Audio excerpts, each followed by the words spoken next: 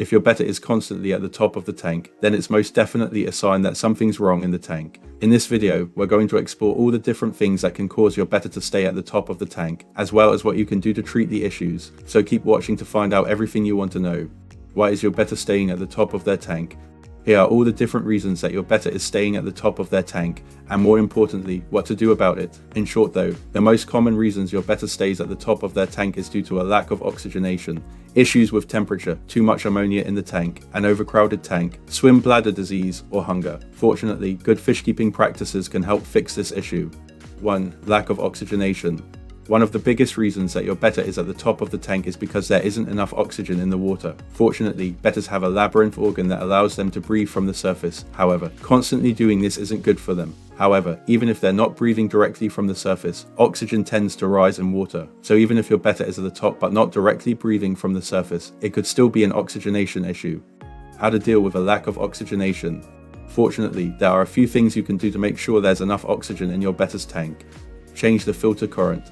The first thing you can do is change the filter current of your tank. By moving your filter current, it disrupts the surface of the water more, and you're going to increase the amount of oxygen entering the water. If you're short on time, this can be the best choice. Just make sure the current isn't too strong, as this can often end up stressing your betta and making it hard for them to swim.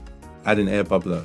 One of the easiest ways to add more oxygen to your tank is to add an air bubbler to it. They're relatively cheap and the setup is simple, and if you don't like the look of them, fortunately there are plenty of ornaments you can hide them in to keep the tank looking more natural. Air bubblers are going to fill the water with oxygen, and while in most cases they aren't necessary, they're definitely not a hindrance either. Add plants to the tank.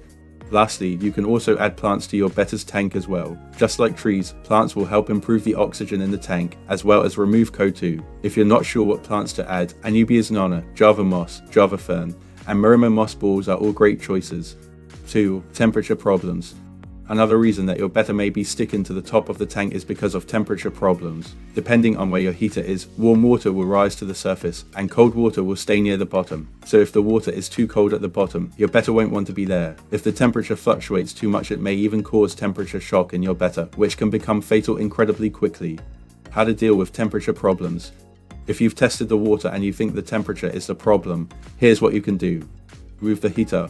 The first thing you can try to do is move the heater. Oftentimes, the heater can warm up one area of the tank well, but the other areas won't get as much heat. By placing the heater closer to the middle, you can make sure the heat radiates equally across the tank.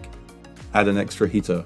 Depending on the size of the tank, you may need to add an extra heater as well. Sometimes one heater just isn't enough to warm the whole of your tank up. When this is the case, the only other option is to have another heater, and as long as you set both heaters to the same temperature, the tank won't overheat.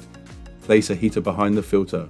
You can also try placing a heater behind the filter as well. When you do this, the heater will warm the water up that's being pushed through the filter, and then the warm water will then circulate around the tank, keeping it warmer as well. Change your tank's location. And lastly, you may need to change the location of your tank. If you're placing it somewhere there's a constant draft or sudden shifts in temperature, then you'll need to place it where the temperature is a lot more steady. While your heater will be able to adjust to different temperature changes slowly, sudden changes in temperature can be too much for some heaters to keep up with. 3. Too much ammonia in the tank.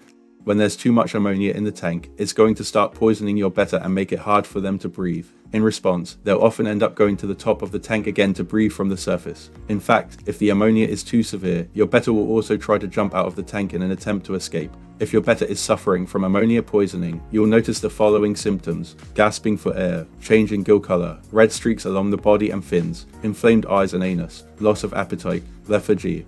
How to fix ammonia issues. If you don't want to read the full article on how to fix ammonia poisoning, then here's a quick guide on some of the things you can do to lower the ammonia in the tank. Test the water.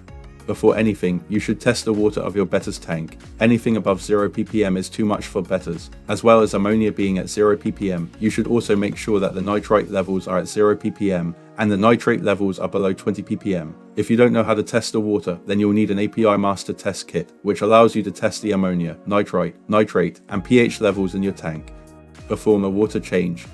If you test the water and you notice that the ammonia, nitrite, or nitrate levels are too high, you should perform an immediate water change. A 50% water change is recommended, as this will remove a good chunk of the ammonia from your tank and replace it with new fresh water.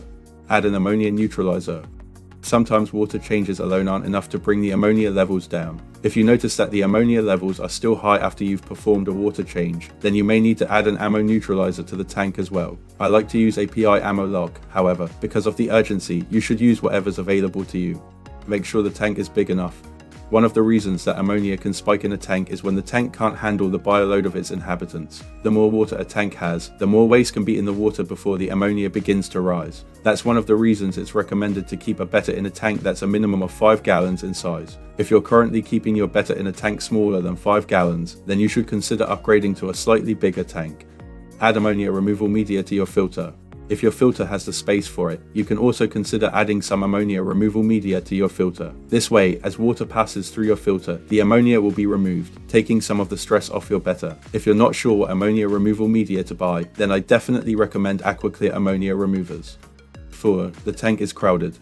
Another reason that your Betta may stay at the top of the tank is when the tank is overcrowded. Bettas tend to stay around the middle and top of the tank. However, if there are too many fish around the middle, your Betta may just stay near the top of the tank to feel safer. How to deal with an overcrowded tank? Of course, the easiest way to deal with an overcrowded tank is to get a separate tank for some of your fish. However, this isn't always possible. Here are some alternatives you can try. Add more plants. The best thing you can do is add more plants. Adding more plants is going to provide a lot more hiding places for your Betta and other fish, as well as breaking lines of sight. Not only this, but plants aid in keeping the water conditions good, so they can help maintain the ammonia levels in your tank. Add other hiding spots. Aside from plants, decorations such as driftwood, stones, and ornaments can also provide plenty of hiding places for your Betta and other fish as well, once again providing a much needed break and rest for your Betta. Remove bullies. Your Betta may also be at the top of an overcrowded tank if he's being bullied. Oftentimes, this can be bigger, more aggressive fish. However, sometimes, even smaller fish like neon tetras can constantly nip your Betta's fins. If you do have a bully in your tank, the best thing to do is remove them and either give them to a friend or add them to another tank. 5. Swim bladder disease. When your Betta suffers from swim bladder disease, they're going to find it a lot harder to swim. This can often result in them sinking to the bottom, swimming sideways, struggling to stay in one place, and also floating to the surface of the tank. If your Betta is swimming to the top of the tank of his own accord, then it's probably not swim bladder disease. However, if you notice he can't seem to get away from the top, even when he tries, then you may need to treat them for swim bladder disease. How to treat swim bladder disease. Well, here's a whole article that shows you how to treat swim bladder disease. If you're short on time, then just read the following. Treat them for constipation and overfeeding. A lot of the time, swim bladder disease can be caused by overfeeding and constipation, so by treating these things, swim bladder disease can also go away as well. The easiest way to treat these two things is by fasting your Betta for a couple of days. This way, you give their digestive system time to completely remove all the food in their stomach, which can often right any issues. When fasting alone doesn't work, you can also try adding some daphnia into your tank as well. Daphnia is high in fiber that your Betta is able to digest, and this will help get his digestive system moving again.